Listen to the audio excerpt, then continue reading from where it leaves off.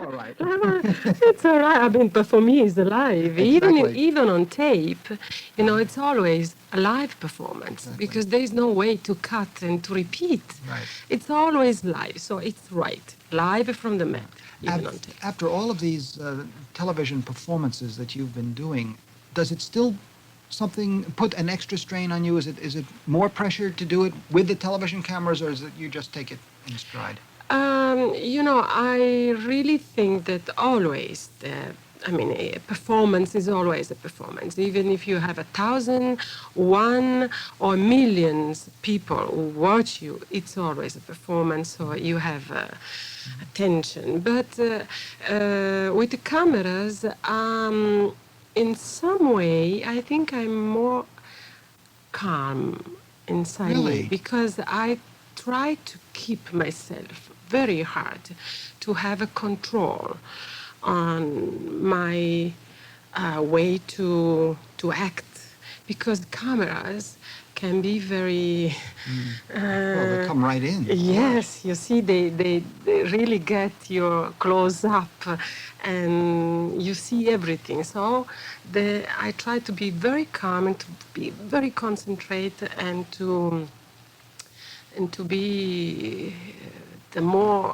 less nervous, even if inside. Yeah, of course. It's a kind of a fight with myself, but I like very much. And perhaps if I have to talk about one telecast that I did about 2 or 3 weeks ago about Trittico, I did a telecast. There was a moment that frightened me because of the close-up on the miracle of Angelica, that my eyes, they didn't have to move for at least 1 minute. So, and I had to concentrate, do not blink, no one bit my eyes. It was very hard, but I did it. And by concentrate on the miracle, by concentrate on controlling myself.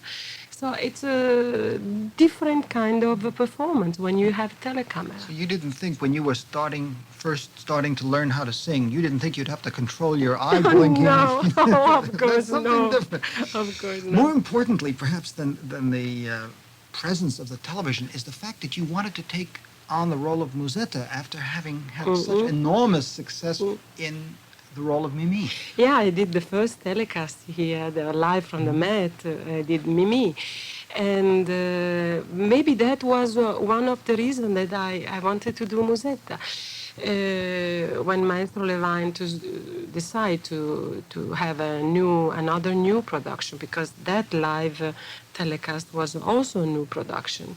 And Maestro Levine asked me if I would like to do Musetta, and I said, of course.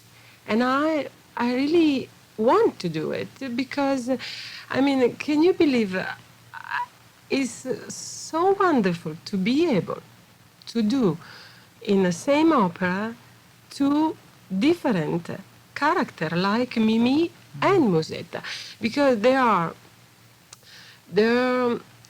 completely different in that way that even if we're talking about a bohemian group of a young student, of a young people, they in the 19th century, they lived in a way that, we can't believe in the 19th century. Today is nothing, but in that period. And Mimi and Musetta are, in the way they live, are alike. But Mimi is not a healthy person. She's a sick woman. Right. She tried to have a protection, and because she's, as I said, free as a bohemian, as a woman, she make the first step to meet Rodolfo. Musetta is the same kind of a person as Mimi, but with health and with the joy of life, with the everyday different. One day poor, one day rich, And I wanted so much to have this opportunity to do Mimi and to do Musetta and to have fun. But I tell you this, I find myself that had very much fun to doing Musetta, especially in this production, the Zeffirelli production, which he made me to jump on the table and to do a lot of things. And I said, oh, I'm going to have fun. But I find myself in the fourth act crying and sobbing like a baby for a friend was dying. See, when I sang Mimi, I never had a chance to cry because I'm the one who's sick. I'm the one who dies. And there's no way to cry for this. I mean, and in Musetta, I had this opportunity. So every time I do the performance, I really cry. And I said, is this fun? So that's why I like to do Musetta. Musetta's Waltz, and Renato Scotto, our guest today in the Great Artist Series, performing with Gianandrea Gavazzini conducting. What you said before, Renata, about not being able to cry as Mimi herself, but as an observer, as Musetta, Yes. being able to express that kind of emotion, what does it do to you as an artist? You were speaking before of such control that you could keep your eyes from blinking. How can you permit that kind of emotion to come into you, not as Musetta, but as you as Renato Scotto, and not have it somehow take away from the performance rather than add to it? It's very difficult. I remember when I sang my first Madame Butterfly, and in the third act, I start to cry.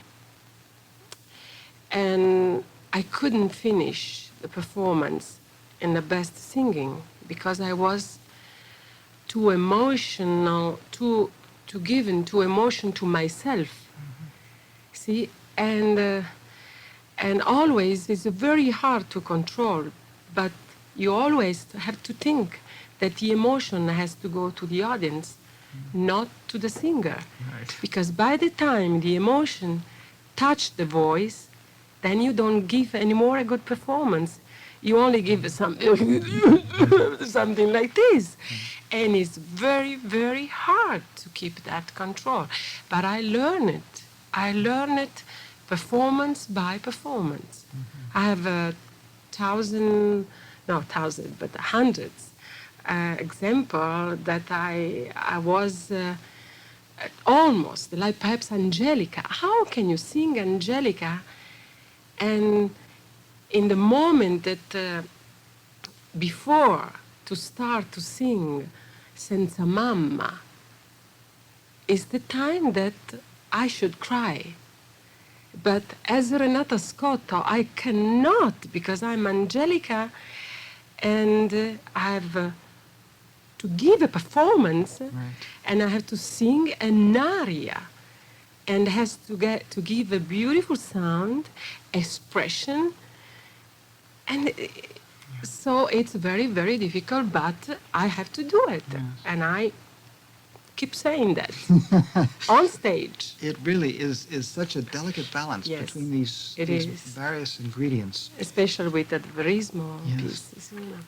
We are not only looking ahead to Renato Scotto's Bohème. There's, first of all, at the house, the final performance will be on Tuesday, and then the telecast that we will be seeing from the previous Saturday tape, that comes on Wednesday, and of course we will be covering that, broadcasting that on WQXR. But then we can look ahead to February 20th, when on that Saturday evening you give a recital at Brooklyn College. Yes. So that's quite a different sort of adventure, I would imagine. See, in the recital I have the opportunity to be Renata Scotto. So I'm myself, with my voice, with my, let's say, with my brain, with my art, with my best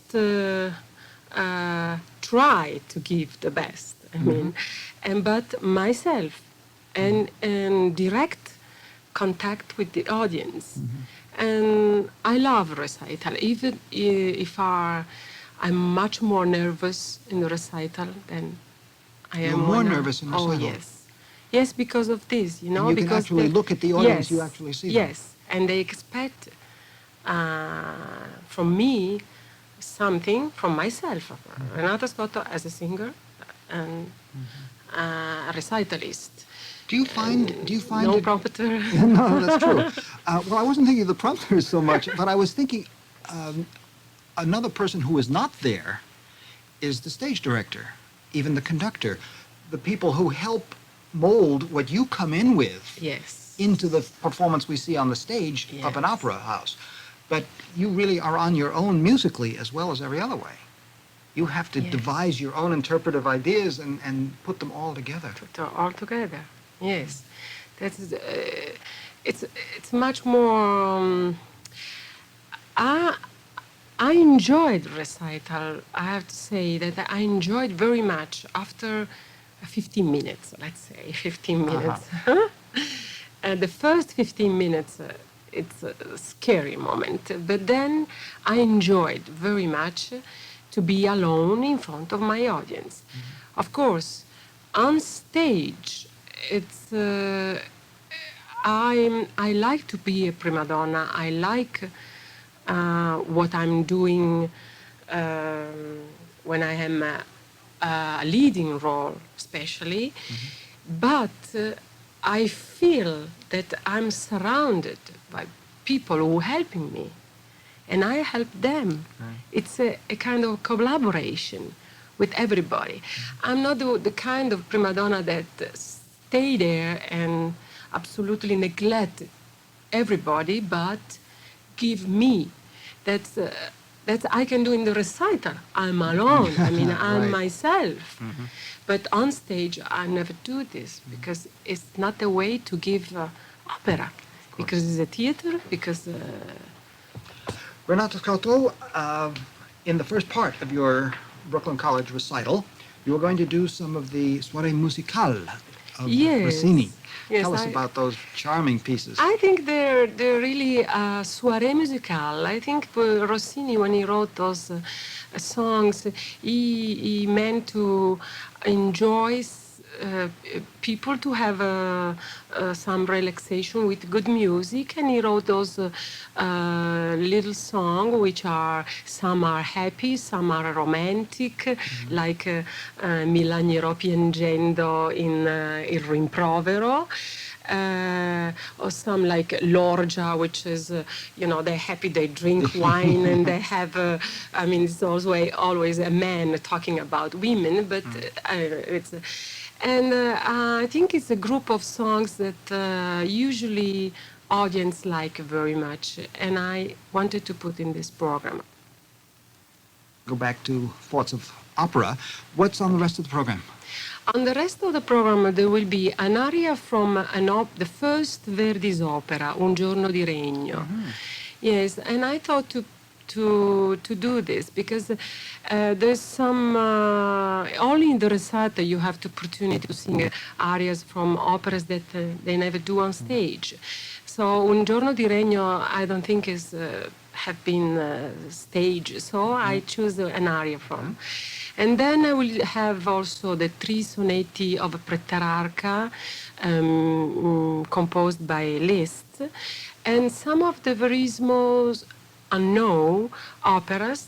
Of course, as I said before, that there is no opportunity to see on stage, like Zanetto Mascagni, Nerone Mascagni, and Lorelei, a beautiful aria that Anna, one of the character, not the main character, sing in this opera, Lorelei. And That's lovely. About It's so wonderful when an artist has the imagination to look into out-of-the-way repertoire instead of doing the same things that have always been done. I have That's also nice. friends who help me a lot Aha. with this. I Yes. see. All right, we will continue our visit with Renata Scotto in The Great Artist. So visiting with us today in The Great Artist series, we look ahead to the Bohème telecast on Wednesday evening. Of course, we will be carrying the sound part of it here on WQXR. And then the recital February 20th with John Atkins at Brooklyn College. We are going to look now, Renata, into two of your most recent opera recordings. How do you like the recording process altogether? Is it more fun than the performance because you can kind of experiment and try things, and if they don't work, do them over again, or is it much harder? I mean, it's much more harder, and performances are fun. I mean, you have tension, everything, but performances are fun. Records I like to do because it's something that stays forever. And I try, when I do records, to give the best performance because of this reason, that it stays forever. But you always try And to I- do the best, right? Yeah, I try. So how can you try At more? least I try. I always try. Yeah, It's yeah. one life I try to do my best. I don't know if it's always is the best, but I Well, try. right. So give me that chance. And the last recording I did and I enjoyed to do was Tosca. I did last summer in just released. And I enjoyed very much to do this recording. Of course, Tosca I did on stage not many times, and I supposed to do at the Met, but last year when there was a strike. Right.